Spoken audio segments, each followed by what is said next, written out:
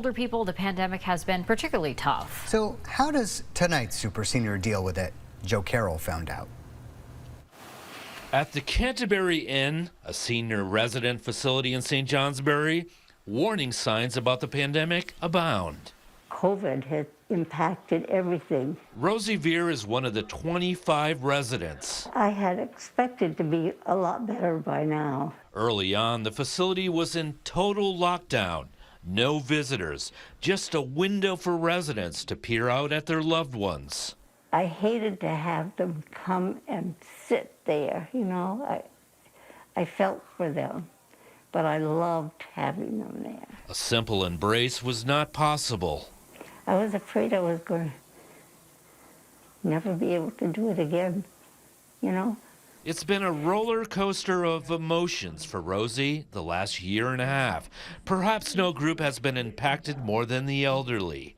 A recent surge of Vermont cases is a concern to Activities Director Jess McHugh.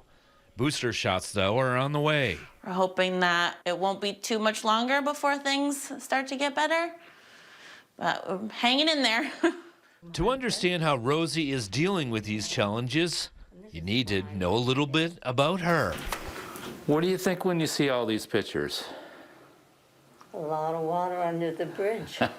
A snapshot of her life. And that's when we get married. Marrying Don. I think he's so handsome. In writing a memoir of her life, she's a child of the Depression. I'm not the pretty one. Oh, come on. She also writes about the loss of Don from cancer. It was dreadful. In finding love again with Frank, tying the knot a day before a certain birthday. Yeah, I would not go to get married after I was 75. Age brought on health issues. Frank dealt with Parkinson's and Rosie suffered from a stroke. Frank has since passed away, but at 95, Rosie has another challenge. Her eyesight is fading. I can see objects, like I can see you're a man, but I can't tell if you're handsome or not.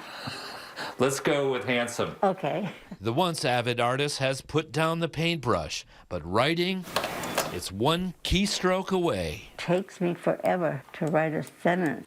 There's a saying, you write about things you know about.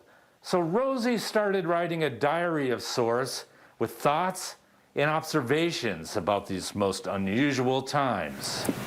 She calls it Lockdown at Canterbury Inn, not just of her own experiences, but also a worldview. I don't know if it's helped me cope, but it's kept me busy anyway.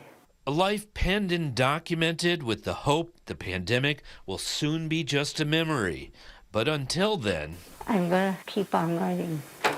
in St. Johnsbury, Joe Carroll, Channel 3 News.